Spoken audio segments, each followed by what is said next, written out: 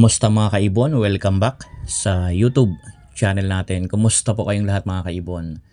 So ngayon sa video na to mga kaibon, pag-usapan po natin yung viral na kaibon natin na nahuli ng Maritime Police doon po sa lugar ng Cavite. So ito po ay nakakalungkot dahil po yung kaibon natin is nakulong dahil sa pagkakahuli sa kanya ng Maritime Police. Kung iisipin mga kaibon, hindi naman talaga totally kasama sa site ng mga endangered yung mga African lovebird. Dahil nga lang sa baluktot na batas dito sa Pilipinas, talagang nakakalungkot dahil pati yan sinasama nila at hinuhuli yung mga nagbebenta. Kung iisipin, hindi talaga totally yan endangered dahil nasa record naman po yan ng DENR na hindi po sila kasama sa mga endangered species mga kaibon. Dahil nga lang sa baluktot na batas ng Pilipinas, talagang pong hinuhuli yung mga nagbebenta or nagpaparami ng ganyan. So kung iisipin mga kaibon, hindi sa endangered dahil po mabilis siyang maparami. Kaya po mga kaibon, dahil nga baluktot ang batas natin sa Pilipinas, so ingat na lang po tayo sa pagbebenta. Kahit po meron tayong CWR, kapag nagbenta tayo, huli pa rin. Kinakailangan daw kasi meron tayong farm permit. So yun ang sinasabi ng mga kapulisan natin. So kaya mag-ingat na lang po yung mga kaibon natin dyan na nagbebenta. Katulad po ng viral na yon na doon sa Cavite. So ang hawak lang niya is isang green fisher saka isang muabe na fisher din, or di ko sure fisher ba yun or opaline. So nandyan sa screen.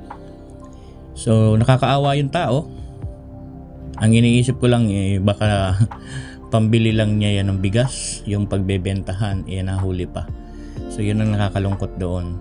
So sa tingin ko, dahil fisher ang hawak, hindi naman siya malaking mag-iibon, or baka hindi naman big time na mag-iibon. Baka naglilibang lang din at tanging hangad lang din makabenta, makabili ng bigas or makabili ng patoka. So nahuli pa. Kakaawa mga ganyan na pangyayari. So ngayon, bigyan ko kayo ng konting idea. Dahil ako ay matagal na rin sa larangan ng pag-alaga ng ibon. Maraming beses na rin tayong gustong alam nyo na yon, ng maritime. Kaso talagang natutunugan natin. So tayo, kahit na sinasabi nga is CWR na holder, dahil wala nga tayong farm permit, talagang huhulihin daw.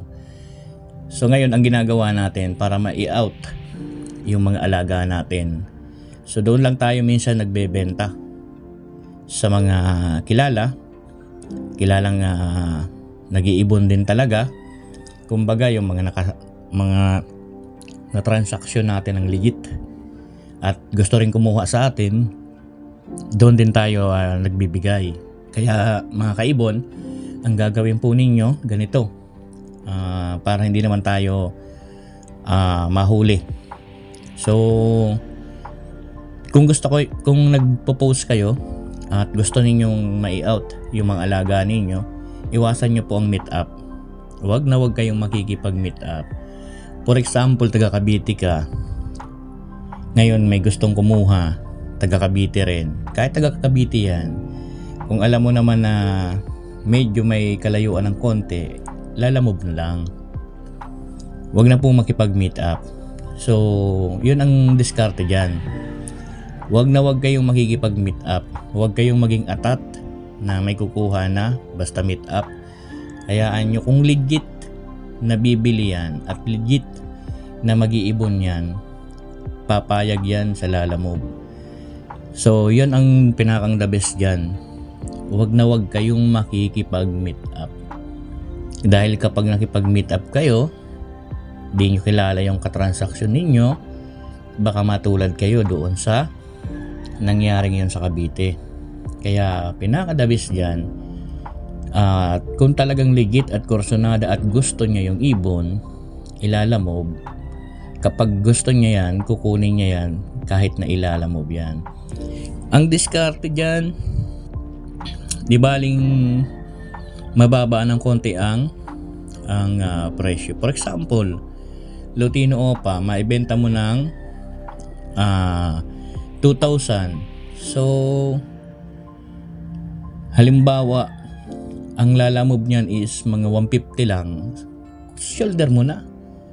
Hayaan mo na yung kahit konti yung kitain. Huwag ka namang hagad ng malaki. Kaysa naman mauwi ka sa kulong. So, ikaw na mismo, shoulder mo rin, 2,000, akin na yung lalamob. Kaya 2,500, akin na lalamob. Ganun, diskarte. Para hindi po tayo ma-entrap. Delikado. Kasi pag na-entrap tayo, wala na tayong kawala dyan. Wala nag-ooperate na dalawa, isa. Siyempre marami yan. Wala ka nang kawala dyan. Kaya mag-iingat talaga. Mag-ingat, lalo na yung mga taga Rizal, mag-iingat po kayo kasi napaka aktibo ngayon ng maritime, lalong-lalo na dito sa lalawigan. So talagang ingat dahil marami tayong mag-iibon. Bilang lang sa atin ang merong farm permit. Di naman tayo talaga totally makakuha basta-basta ng ganyan na malaking gastos din ang magkaroon ng holder ng farm permit. Saka titingnan yung species na hawak natin. Kung airing lang yan, ang alam ko di ata agad nabibigyan.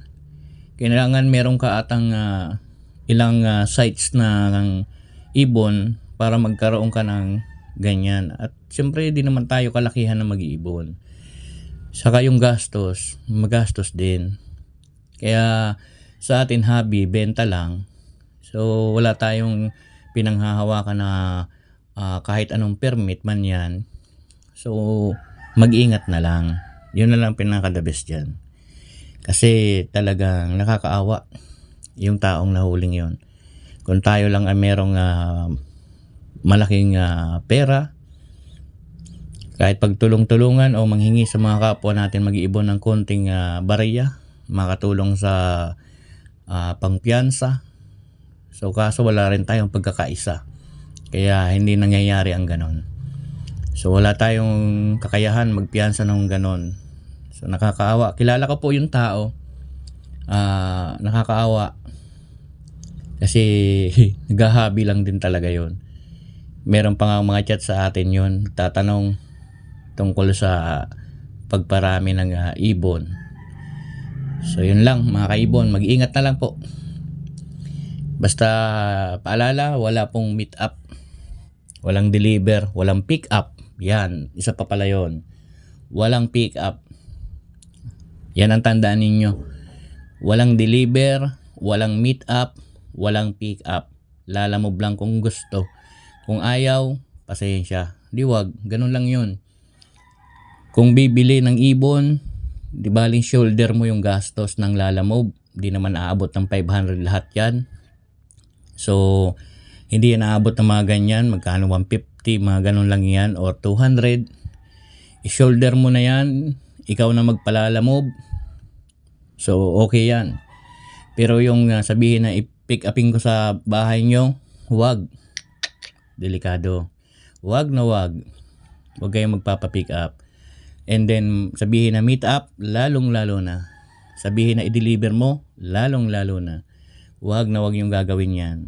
Lalamob lang. So, yun lang. Paalala mga kaibon. Mag-ingat. Mag-ingat kayo. Mag-ingat. So, dito muna yung video natin. Maraming salamat po. Happy birthday sa ating lahat. God bless po sa ating lahat.